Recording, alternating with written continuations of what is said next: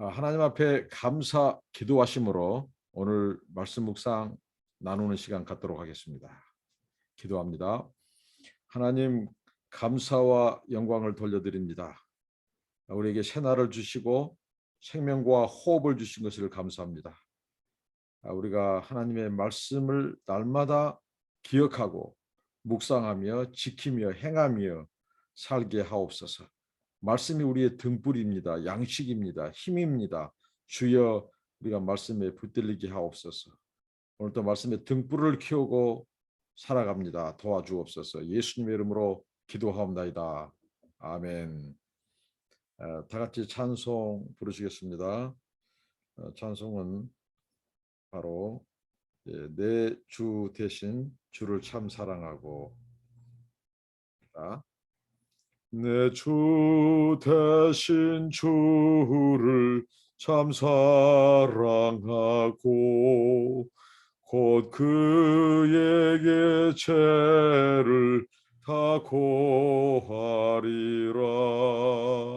그 은혜를 주신 내 예수시니 이전보다 더욱 사랑합니다. 주 날 사랑하사 구하시려고 저 십자가 고난 당하셨도다. 그 거시관 쓰신 내 주 배우니 이전보다 더욱 사랑합니다. 내 평생에 힘쓸 그 큰 의무는 주 예수의 덕을 늘 기리다가 숨질 때에라도 내 할 말씀이 이전보다 더욱 사랑합니다. 큰 영광의 구주 날 사랑하사 그 풍성한 은혜 더하시리니 그 멸육한 쓰고 늘 찬송할 말 이전보다 더욱 사랑합니다.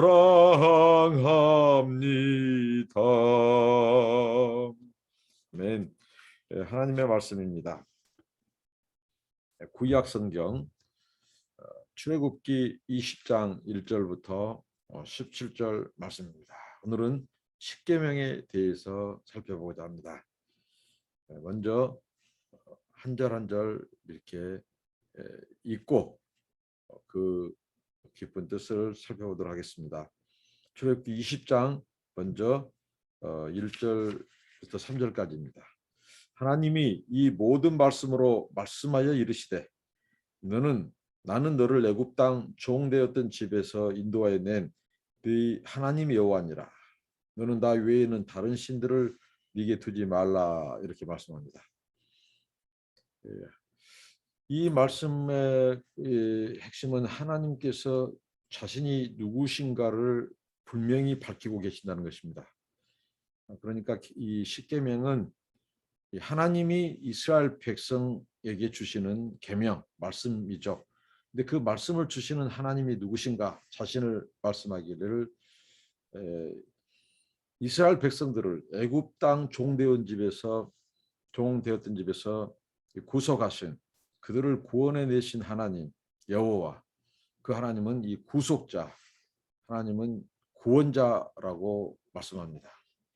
이스라엘 백성들을 애굽에서 구원하신 하나님이 그 백성을 소유 삼고 그 백성을 소유 삼은 하나님께서 그들을 자기 백성, 그리고 하나님이 그들의 하나님이 되시는, 이게 바로 언약이죠. 그러니까 언약 관계, 하나님과 이스라엘은 바로 언약 관계입니다. 언약 당사자, 언약 관계. 여기에서 하나님이 이스라엘 백성들에게 이제 삶의 헌장, 삶의 규범, 이런 생활, 이러한 이 계명을 주시는데요. 그게 십계명입니다. 생명의 헌장이죠. 언약 백성으로 남는 길. 하나님은 이스라엘을 애굽의 종되었던 곳에서 구원해 내신 하나님, 그리고 그들을 자기 백성 삼으시고 그들과 정식적으로 법적인 관계를 체결하십니다. 이게 언약입니다. 이제 하나님이 그들의 하나님이 되어주고 그들은 하나님의 백성으로 하나님께서 이제 삼아주시는 것이죠. 근데 그 백성이 하나님과 이 계속 언약 관계, 언약 백성으로 머무르는 것은 하나님의 계명, 하나님의 말씀을 순종하고 지켜 행하는 것에 있습니다. 그래서 오늘 십계명, 이제 하나님께서 자신을 밝히시죠. 나는 여호와라고, 나는 너희를 구원해낸 자다라고. 하나님과 이스라엘 백성들의 관계는 소위 말하는 특별한 인애 관계죠. 인애, 하나님의 헤세드, 긍휼, 자비를 베푸신 하나님, 하나님을 기억하며 살라는 것이죠. 그 하나님께서 이스라엘 백성들에게 계명을 주십니다. 그러면서 자신이 누구신지, 정체성, 이 계명을 주신 분이 누구신지를, 또 그 하나님과 이스라엘이 어떤 관계인가, 이 언약 관계의 핵심은 하나님과 이스라엘입니다. 하나님 그리고 자기 백성, 이 관계를 말하면서 첫 번째, 하나님께서는 나에게는 다른 신을 되게 두지 말라고 말씀합니다. 이 첫 번째 계명에서 하나님께서는 아주 이 독립적인, 이 절대적인 독립적인 충성을 요구하죠. 그러니까 이스라엘 백성과 하나님과의 관계를 나타내는 이 언약 관계 안에서 여러 가지, 우리는 그 메타포라고 하죠. 그림 언어, 은유들이 있습니다. 그 첫 번째가 바로 이제 뭐 하나님은 우리 아버지, 또 이스라엘은 그의 아들, 자녀, 그리고 하나님은 이스라엘의 양, 목자시고 이스라엘은 그의 양, 이렇게 말씀합니다. 근데 오늘 전반적으로 이 출애굽 이후에 하나님께서 시내산에서 보여주는 그 하나님의 이 언약의, 이 언약 관계의 그 은유는 이것입니다. 하나님이 이스라엘 백성들을 이 결혼, 신령한 이 결혼으로 묘사하면서 하나님이 그들의 남편이 되어주시고 이스라엘 백성들을 그의 신부로, 아내로 맞아들인 겁니다. 그럼 이 부부관계 안에서 요구되는 것은 무엇입니까? 절대적인 충성이고 순종입니다. 이제 아내가 남편을 순종하고 사랑하고, 여기에서 절대적인 충성, 여기 이 하나에서 남편과 아내의 관계가 유지되듯이 이스라엘 백성들 역시 하나님과 언약 백성으로 남는 것은 절대적인 충성과 순종이죠. 하나님 외에는 다른 신을 잊게 맞이하다 한 말은 아내가 다른 남자를 앞에 두지 말라는 것입니다.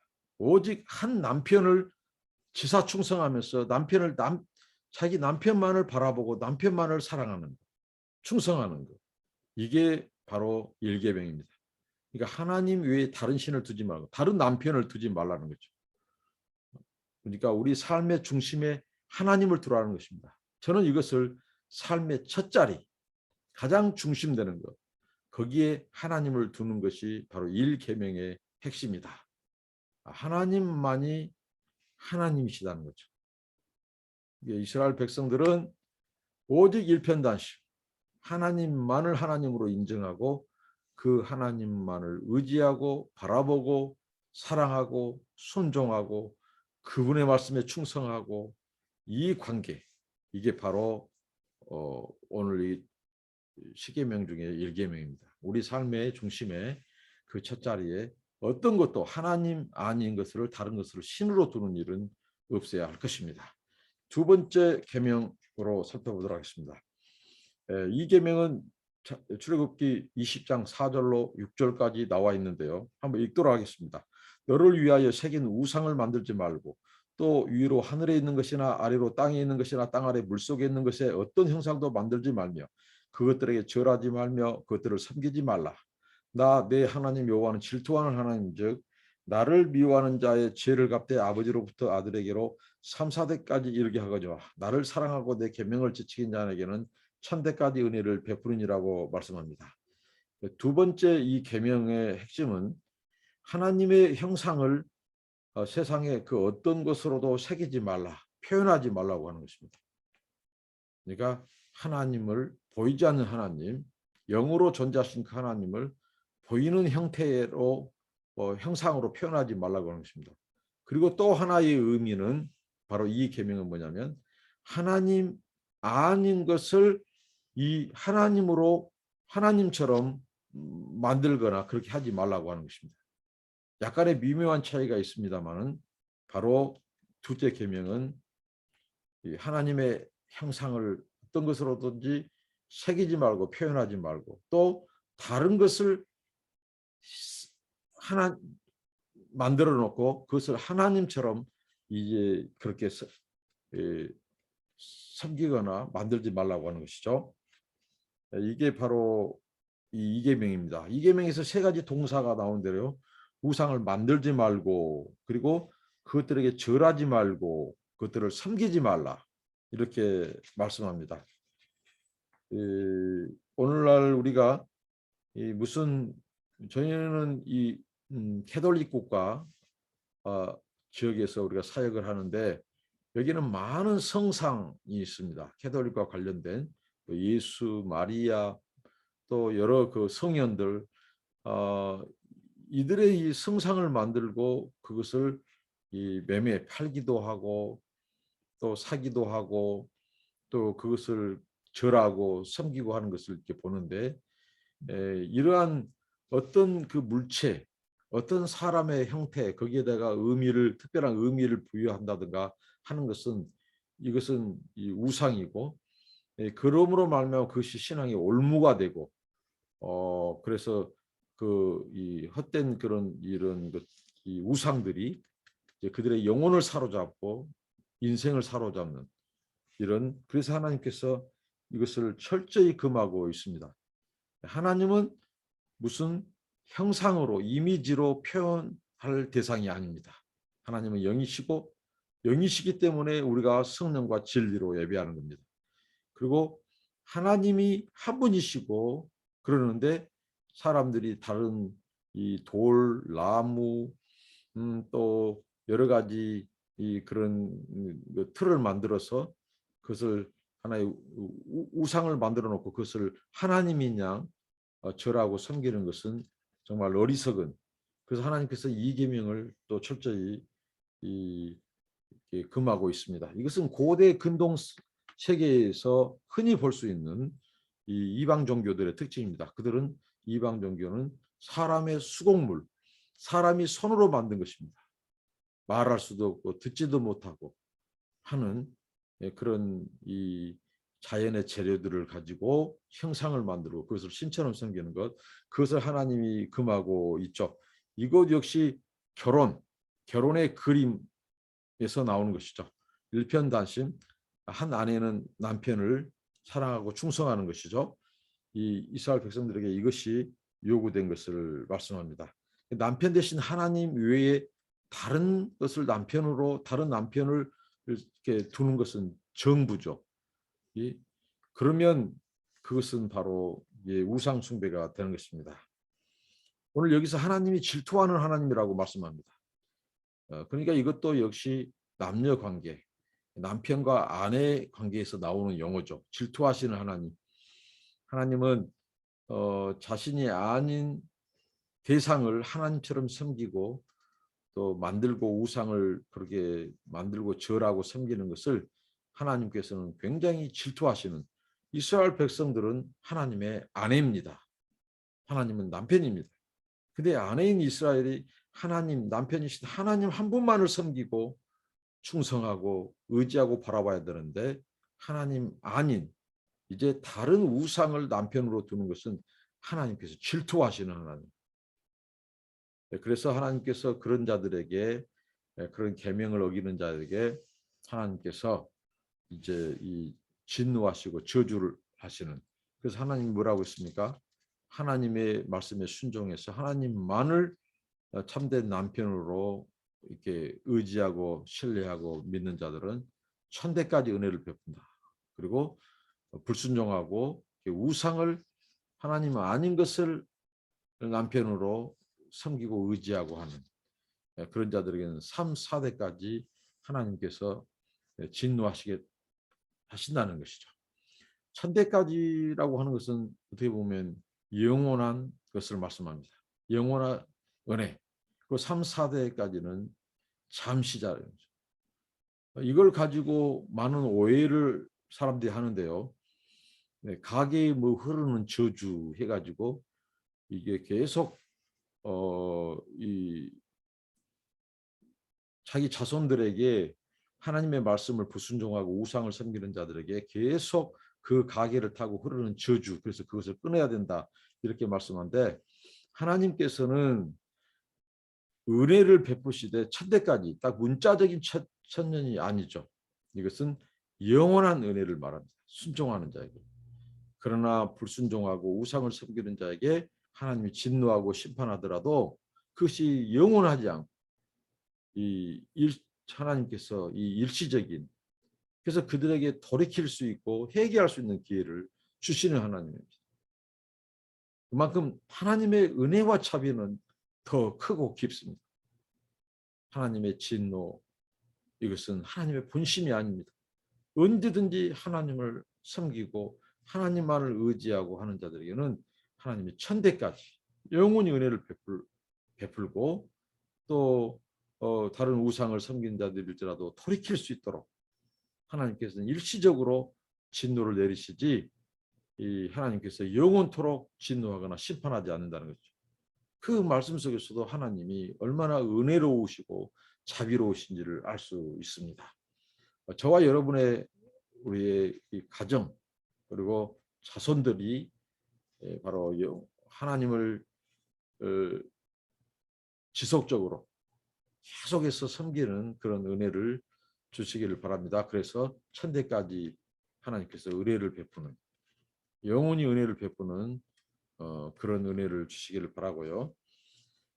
그리고 이 두 번째 이 계명을 통해서 하나님께서 우리에게 강조하고 있은 주의 백성들을, 이 언약 백성들은 바로 이방 신들을 숭배하지 마라, 이것을 가르치고, 또 이 언약 백성 이스라엘은 이방인들이 자기 신들을 숭배하는 방식으로 하나님을 섬기지 말 것을 말씀합니다. 그러니까 꼭 이방 신을 끌어오는 사람들은 하나님을 섬기더라도 이방 신에 물든 그 습성을 못 버리고 그렇게 섬기려고 하는데, 그렇게 하지 말라고 하는 것입니다. 그리고 제3계명을 살펴보도록 하겠습니다. 7절입니다. 너는 네 하나님 여호와의 이름을 망령되게 부르지 말라. 여호와는 그의 이름을 망령되게 부른 자를 죄 없다 하지 아니하리라. 이 계명은 하나님의 인격을 모독하지 말라고 하는 것이죠. 이 이름에는 바로 무엇이 있습니까? 그 이름은 그 사람의 신분, 정체성, 그것이 포함되어 있죠. 그의 본질, 능력, 속성, 이것이 포함되어 있습니다. 하나님의 이름에 걸맞는 하나님을 예우하는 거죠. 그 거룩하신 이름, 존귀한 이름.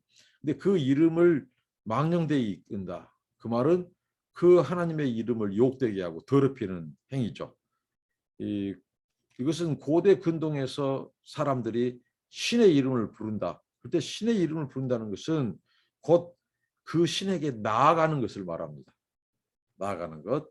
그런데 사람들이 하나님의 이름, 그 신의 이름을 부르고 그 신에게 접근하고 나아갈 때에 이제 거기에는 축복과 또 위험성이 함께 있다는 거죠.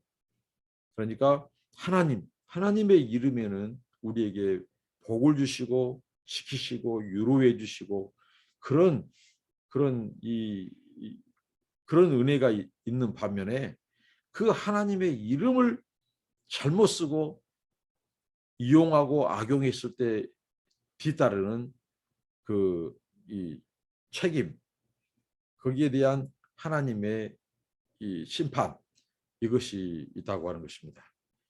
이 하나님의 이름을 망령되이 이끌지 말라. 그만큼 당시의 사람들이 이 어떻게 보면 그 신들의 이름을 이용해서 자기 개인의 이익과 목적을 추구하는 자들이 많았다는 거죠. 그래서 하나님께서, 하나님은 이용 대상이 아니라는 거죠. 하나님은 숭배, 예배, 하나님은 섬기는 대상이고 그 하나님의 이름에 합당한 삶을 살아라는 거죠. 하나님 말로 입술로는 하나님의 이름을 찾고 부르지만 삶은 이제 더러운 삶, 거룩하지 않고 속이고 그런 삶, 이것은 하나님의 이름을 더럽히고 욕되게 하는 거죠. 예수님께서는 신약에서 하나님의 이름을 가지고 하늘과 땅으로 맹세하지 말라 이렇게 말씀하죠. 왜? 사람들이 자기 신들의 이름, 이 하나님의 이름으로 맹세를 한다는 거죠. 그런데 그 하나님의 이름으로 맹세를 하면 지켜야 됩니다. 근데 입술로는 맹세를 해놓고 그 하나님을 이용한 거죠. 그리고 지키지 않는, 자신의 목적으로 하나님의 이름을 이용하는 그런 행위를 금하고 있고 이것을 하나님께서 아주 경고하고 있죠. 하나님의 이름으로 말하면 진실을 말해야 되고 또 삶도 역시 진실된 삶을 살아야 한다는 거죠. 그러니까 주의 백성들이 그분의 이름에 합당한 삶을 살 것을 요구하고 있습니다. 그러니까 하나님을 이용해서 이 하나님의 이름을 가지고 자신의 이 죄악을 덮으려고 한다거나 정당화한다거나 이런 것들은 다 오늘날 하나님의 이름을 망령되이 이끄는 거죠. 그러니까 자신의 신념, 뭐 종교적인 신념, 무슨 이념 이런 것들을 하나님의 이름을 가지고 그것을 자기들의 주장을 정당화하고 한다는 것은 이런 것들이 바로 하나님의 이름을 거짓 맹세에 쓰는 것이고 이렇게 이용하고 악용하는 것이죠. 불경건한 이런 삶의 형태가 바로 하나님의 이름을 가지고 거짓 맹세하고 또 이것을 이용하고 오용하고 남용하는 형태, 이것을 철저히 지금 말씀하고 있습니다. 그리고 사계명을 살펴보도록 하겠습니다. 출애굽 20장 8절부터 11절이죠. 안식일을 기억하여 거룩하게 지키라. 엿새 동안은 힘써 네 모든 일을 행할 것이나 일곱째 날은 네 하나님 여호와의 안식일인즉 너나 네 아들이나 네 딸이나 네 남종이나 네 여종이나 네 가축이나 네 문 안에 머무는 객이라도 아무 일도 하지 말라. 이는 엿새 동안에 나 여호와가 하늘과 땅과 바다와 그 가운데 모든 것을 만들고 일곱째 날에 쉬었습니다. 그러므로 나 여호와가 안식일을 복되게 하여 그날을 거룩하게 하였느니라. 이 안식일에 대한 이 계명이 어떻게 보면 십계명 중에서 가장 길죠. 길고 또 이 십계명 중에서 이 안식일 계명은 고대 근동 사회에서 오직 이스라엘 종교에만 언급되는 이 국한되는 이 특징이 있습니다. 하나님께서 왜 이 안식일을 하나님께서 기억하여 거룩하게 지키라고 했을까요? 거룩의 의미는 특별히 구별에 있습니다. 구별. 하나님께서 이 구별하다는 것이 뜻이죠. 그러니까 안식일은 일곱째 날을 중에서 따로 이 한 날을 하나님께서 구별시켜 놓은 그런 의미가 있습니다. 일주일 중 이 하루를 다른 날과는 구별되게 지낼 것을, 살 것을 하나님 말씀합니다. 하나님이 천지를 창조할 때 6일 동안 창조하셨죠. 그리고 7일째는 하나님께서 일하신 것을 멈추고 하나님이 쉬셨습니다. 안식하셨습니다. 그리고 그날을 통해서 사람들을 복을 주는 그것이죠. 우리가 보통 성경에서 말하는 이 안식일은 이렇죠. 우리가 오늘날에는 사람들이 주말 해가지고 일하기 위해서 쉬는 것으로 이렇게 말들을 하죠. 근데 성경이 말하는 이 안식은 바로 쉬기 위해서 일한 것입니다. 하나님께서 엿새 동안 일하시고 7일째 바로 쉬시고 안식하셨습니다. 그리고 그 7일째 안식하는 날에 하나님께서 6일 동안 창조한 것에 대해서 음미하시고 기뻐하시고 또 그날에 하나님께서 그 복을 주시는 이게 안식의 이 의미입니다. 그래서 이스라엘 백성들에게 이 안식일을 통해서 하나님이 가르치고자 하는 것은 안식의 주인이 하나님이시다. 하나님 외에는 우리에게 참된 안식을 주시는 분이 없다는 거죠. 그래서 영원한 안식을 바라보고 영원한 안식을 준비하도록 하는 것입니다. 영원한 안식은 바로 영생복락을 말씀합니다. 우리가 천국에서 영원토록 쉼을 갖는 이 안식을 바라보고 연습하는 그런 의미가 있습니다.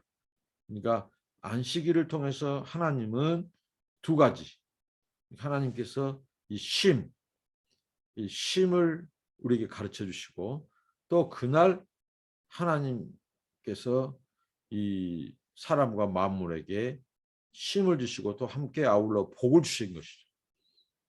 이것을 지키도록 하셨습니다. 그러니까 안식일을 통해서 하나님을 기억하며 살도록 하신 거죠. 그러니까 이 안식일에는 하나님의 사랑, 인생들을 향한 하나님의 사랑, 여기뿐만 아니라 남종과 여종, 그리고 이 짐승들까지도 하나님이 쉬게 하셨어요. 그러니까 이 하루만큼은 하나님께서 이 쉼을 통해서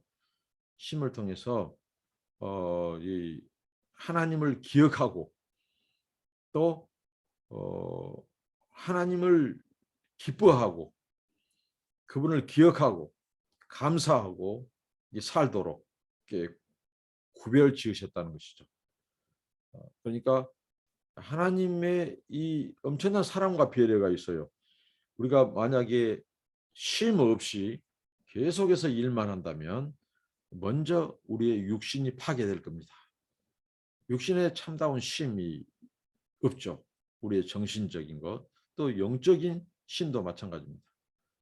계속해서 쉬지 않고 일만 한다는 것은 우리 육신의 혹사, 그리고 하나님을 기억할 틈이 없어요. 하나님께서는 이 한 날을 구별시켜서 그날은 하나님이 일을 멈추고 쉬도록 하셨어요. 그리고 하나님을 만나도록 하셨고 그 하나님이 지으신 창조 이 세계의 그 6일 동안 하나님이 지으신 세상 일을 바라보도록 하는 거죠. 돌아보도록 하는 거죠. 한 주간의 삶을 돌아보는 거죠. 하나님이 베푸신 은혜를 기억해라는 거죠.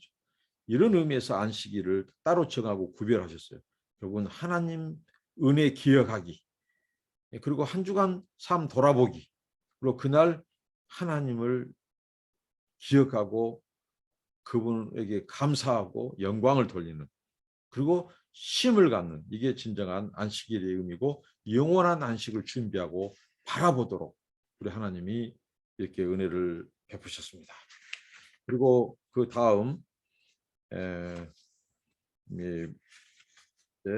5계명입니다. 12절입니다. 네 부모를 공경하라. 그리하면 네 하나님 여호와가 네게 준 땅에서 네 생명이 길리라. 자, 이 계명은 이제 앞서서 첫 번째부터 네 번째 계명은 하나님과의 관계에서의 주로 계명이었다면 다섯 번째부터 열 번째는 이제 사람과의 관계.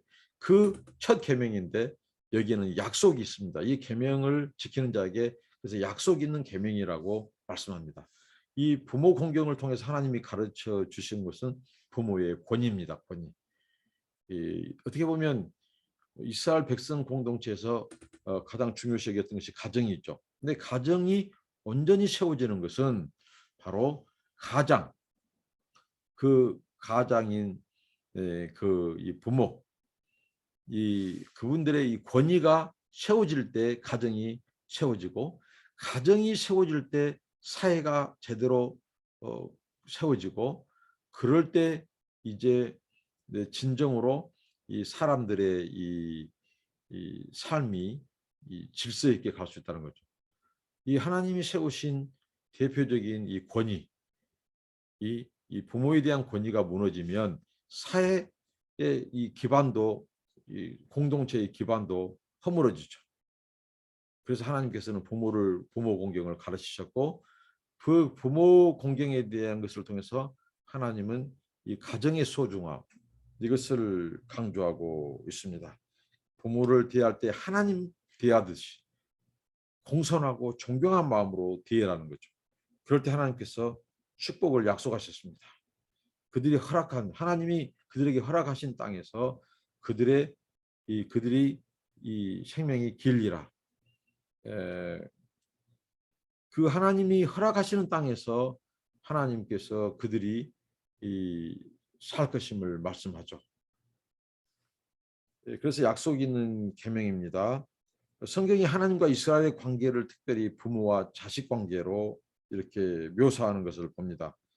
그러면서 부모 공경의 이 가르침을 통해서 이 계명을 통해서 결국은 이 하나님의 권위, 이 하나님의 하나님과의 관계도 역시 견고히 서도록 그리고 하나님께서는 부모의 권위를 보호하여 지킴으로써 하나님의 창조 세계 전반의 이 권위, 이 부모의 권위를 지키는 것을 바탕으로 해서 이제 무슨 회사라든가 이런 조직체, 이런 공동체에서도 예를 들면 통치자, 뭐 왕, 지도자들 하나님이 세우신 권위들에 대해서 순종해야 된다는 거죠. 그러면 결국은 그것은 이 사람들에 대한 그 축복으로 돌아옵니다.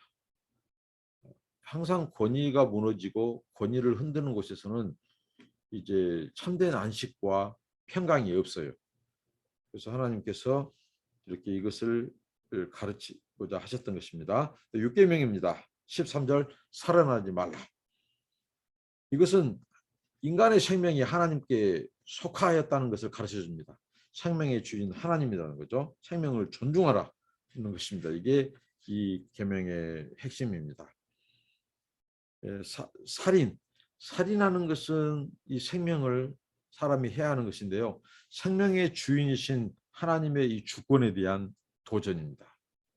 생명은 하나님이 주시고 하나님이 취하실 수 있는 유일한 분이죠. 근데 인생이 사람의 생명을 해야 하는 것은 바로 이 살인은 바로 하나님의 이 주권에 대한 반역이고 도전입니다. 생명을 소중히 여기라는 것이죠. 그래서 예수님께서는 어떻습니까? 이 생명 바로 이 형제들어 이 나가라 하는 자, 형제를 미워하는 자는 이미 그 형제를 살인하는 것이다. 이렇게까지 말씀하셨습니다. 여러분 우리가 생명을 소중히 여기고 존중히 여기는 그것은 바로 생명에 주신 하나님을 존중하고 하나님을 경외하는 것이죠. 성경에서 살인은 형제를 죽이는 일이라고 말하고 하나님이 창조하신 그 아름다운 창조 세계와 질서를 파괴하는 아주 악한 것이라고 말을 합니다. 7계명입니다. 간음하지 말라 이렇게 말씀합니다. 간음 고대 근동부터 지금까지도 역시 간음은 아주 중대한 이게 이 죄로 큰 죄로 여기고 있죠. 이 간음하지 말라 이것은 결혼의 소중함을 가르쳐 줍니다. 결혼과 가정을 지켜야 된다는 것입니다. 하나님께서 창조의 규례로 주신 것이 바로 이 결혼, 가정입니다. 이 결혼의 소중함 그리고 가정의 소중함이 붕괴된다면 역시 공동체가 존속될 수 없고 하나님의 이 통치가 올바로 세워지지 않고 이 죄가 난무하는 하나님의 거룩이 깨지는 참 무법천지가 되는 가정이 파괴되는 그래서 이 간음하지 말라. 하나님께서 주신 창조 질서, 창조의 규례가 무너지는 것이죠. 아주 혼잡게 되고 그렇습니다. 이 계명이 이 결혼 생활의 이 소중함을 가르쳐주고 또 성윤리의 문제의 소중함을 또한 가르쳐줍니다. 간음하지 말라. 하나님께서 내신 질서는 한 남자, 한 여인이 하나님 앞에서 결혼을 통해서 합법화되고 또 그 관계를 통해서 자녀를 출산하는 이게 바로 하나님이 내신 질서입니다. 그러니까 자기 남편, 자기 아내 이외에 다른 사람과 정을 통하는 것은 이것은 간음 행위이며 하나님께서 굉장히 이 간음의 이 죄의 목록은 하나님의 심판의 이 목록 속에 반복해서 언급되는 것이 이 간음입니다. 음란입니다. 정말 오늘 세상은 예수님이 말씀한 것처럼 악하고 음란한 세대입니다. 얼마나 많은 유혹들이 성적인 유혹들이 우리를 유혹합니다. 특히 젊은 청년들 자문은 음료를 조심하라고 말을 합니다. 정말 우리가 이 우리의 몸 영혼을 지키는 것 아주 중요한 일입니다. 그 다음에 제 8계명입니다. 도둑질하지 말라 이렇게 말씀합니다. 이것은 서로의 재산권을 인정해야 된다는 것이죠. 도둑은 남의 재산권을 내가 취해버리는 거죠. 그래서 그 남의 재산권을 소중히 여기라는 거죠. 그리고 이 물질적인 재산뿐만 아니라 그다음에 사람을 이렇게 유기하는 행위, 인신매매하는 행위, 이것도 굉장히 중요한 이 도둑질하지 말라 이 계명 속에 들어가 있습니다. 훔치는 것, 남의 것을 훔치는 것, 거기에 재산뿐만 아니라 이제 이 사람의 생명도 훔치고 또 이렇게 그 사람을 이제 사고 파는 유기 내지 인신매매 같은 것도 금하고 있다고 하는 것입니다. 이것은 바로 사람들이 속한 이 공동체의 그 사람들, 가족들의 그 존엄성을 빼앗는 행위를 금한다고 하는 측면도 있습니다. 도둑질하지 말라. 남의 재산, 남의 생명 이것을 굉장히 우리가 존중히 여겨야 된다. 이런 말씀입니다. 그리고 9계명입니다. 16절에 네 이웃에 대하여 거짓 증거하지 말라. 이것은 법정에서 증언하는 것을 말합니다. 증언은 핵심은 뭡니까? 진실을 말하는 것입니다. 거짓을 말하지 말아. 거짓을 말해서 진실을 말하지 않으면 그 거짓으로 인하여 거짓 증언을 통해서 다른 사람의 생명이 위험에 처하고 또 처형당하는 그런 것들이 고대 근동사에서 비일비재했다는 거죠. 그래서 이 유증은 진실을 애국하는 것이다. 이 거짓은 바로 진실을 애국하고 사회의 이 정의, 진실성 이런 것들을 파괴하고 질서를 유린하는 것이죠. 위협한다는 거죠. 그래서 성경은 두세 사람의 증인을 말씀합니다. 한 사람으로 하는 것이 아니라 두세 사람의 증인을 세워서 이런 거짓 증인하는 것, 이 유증을 예방했다는 것이죠. 그래서 우리는 참된 것을 말하고 거짓을 입 밖에도 담지 않고 그렇습니다. 진실을 밝히는 것, 이게 바로 이 9계명의 핵심입니다. 이웃을 향해서 진실을 말하고 법정에서 진실된 증언을 해야지 거짓하고 모해하고 그러면 그것은 하나님 앞에 죄가 되는 것이죠. 그 10계명의 17절입니다. 네 이웃의 집을 탐내지 말라. 네 이웃의 아내나 그의 남종이나 그의 여종이나 그의 소나 그의 낙이나 무릇 네 이웃의 소유를 탐내지 말라라고 말씀합니다. 이 10번째에서 마지막 10번째 이 마지막 계명은 이 타인의 소유권을 인정하는 것이죠. 그리고 지금까지 이 계명들은 다른 계명들은 행동을 금했는데 이 계명을 여기서 보면 마음을 금하고 있다는 것입니다. 네 이웃의 집을 탐내지 말라. 이 마음으로 탐하는 마음 그리고 소유를 탐내는 마음 이 마음을 금한다는 것이죠. 그러니까 사람들이 내 소유권, 내가 지금 가지고 있는 것이 소중하다면 다른 사람의 이 소유권도 중요하다는 거죠. 이것을 타인의 소유권도 인정해야 한다는 거죠.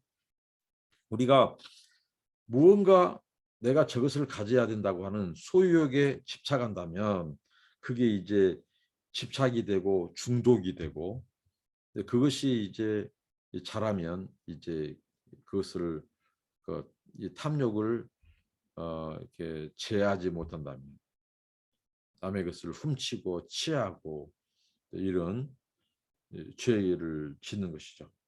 욕심과 욕망의 파괴력을 알아라는 것이죠. 이 욕심에는 끝이 없습니다.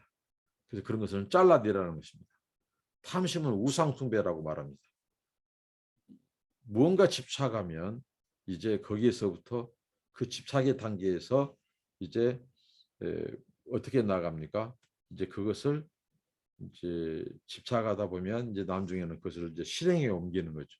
그것을 훔치는 것을, 예, 탐내는 단계에서 훔치는 단계로 이렇게 나갑니다. 그러니까 이것은 이런 우리 욕심과 욕망이 제어되지 않으면, 통제되지 않으면 그 파괴력이라고 하는 것은 남의 가정을 파괴하는 거예요. 남의 집, 남의 소유, 남의 아내, 남의 자녀, 남의 물건, 이러면 결국은 남의 가정을 파괴하는 행위로 가기 때문에 하나님께서는 이것을 이스라엘의 언약 백성들에게 하나님께서는 모세를 중개인으로 해서 이 말씀을 주셨다고 하는 것입니다. 이게 바로 이제 하나님의 언약 백성들의 삶입니다.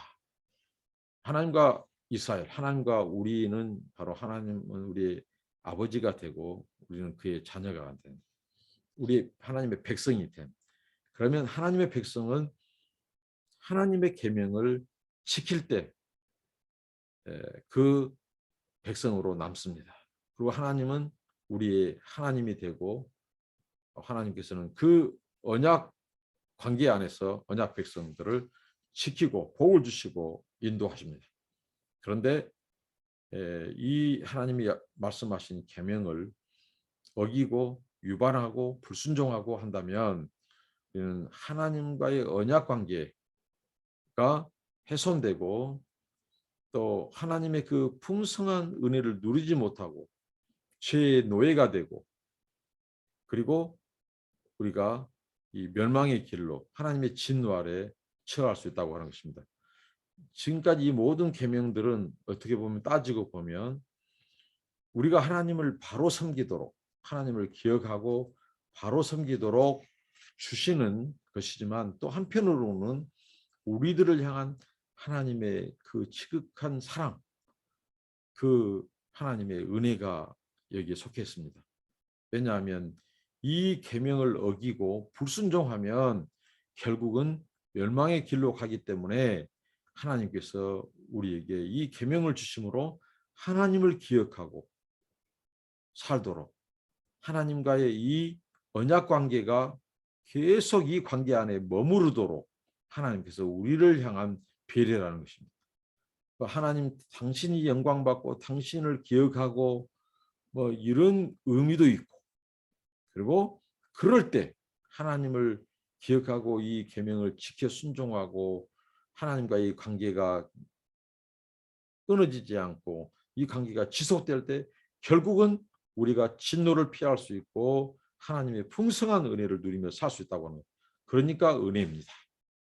우리가 하나님의 말씀을 기억하고 기억할 뿐만 아니라 순종하고 그것을 지켜 행하고, 그래서 하나님을 기억하고 하나님께 영광 돌리는 하나님의 하나님 되심, 하나님의 거룩을 우리가 본받기를 힘쓰고 우리가 거룩한 백성으로 남고 백성으로 살고, 그래서 그분의 이름, 그분의 영광이 드러나고, 그리고 그 하나님의 명령을 지켜 행함으로써 우리의 삶 속에 하나님의 거룩을 드러내고, 그리고 하나님과 우리와의 이 관계, 이 언약 관계가 우리는 하나님을 향하여 충성하고 성실하고 순종하고, 그리고 하나님은 그분이 우리에게 은혜를 베풀어 주고 우리를 복 주시고 우리를 풍요롭게 하고 하는 이런 우리의 삶, 여기에 이 언약 백성, 언약 관계 안에 합당한 삶을 살 수 있도록 우리는 하나님은 우리의 하나님이고 우리는 그의 백성입니다. 하나님 우리의 왕이고 우리는 그의 백성입니다. 우리는 그분의 통치를 받아야 되고 그 순종할 때 또 하나님은 우리의 참된 남편이시고 우리는 그의 신부입니다. 오직 하나님만 바라보고 하나님만 의지하고 그 하나님 안에 머무를 때 우리는 그 하나님의 사랑과 은혜를 받고 살게 될 것입니다. 기도하겠습니다. 하나님 십계명을 주신 것 감사합니다. 계명의 참된 정신, 의미, 목적을 깨닫게 하시니 감사합니다. 우리가 이 계명을 지켜 순종하고 삶으로써 늘 하나님을 기억하는 삶, 하나님을 영화롭게 해드린 삶, 또 하나님의 거룩을 우리가 쫓아서 사는 삶. 그래서 우리의 삶이 풍성해지고 또 다른 사람도 우리들로 인하여 풍성해진 삶을 살 수 있도록 날마다 하나님 거룩에 힘쓰고 하나님 아버지 우리가 더 성화되고 주님의 성품을 닮아가고 또 아버지 하나님 우리가 하나님을 더 사랑하고 하나님을 사랑한 것처럼 우리의 이웃들을 내 몸처럼 사랑하는 하나님의 거룩이 우리들을 통해서 하나님의 영광과 하나님의 이 생명이 우리들을 통해서 널리 전파되고 하나님의 영광이 더 드러날 수 있도록 우리를 사용하시옵소서. 예수님의 이름으로 기도합나이다. 아멘. 여러분들을 축복합니다. 감사합니다.